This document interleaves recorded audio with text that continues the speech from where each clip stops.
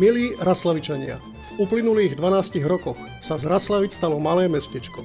Pekné, útulné, so širokou paletou služieb s kompletnou infraštruktúrou. Je tu náš domov a veríme, že to bude aj domov našich detí.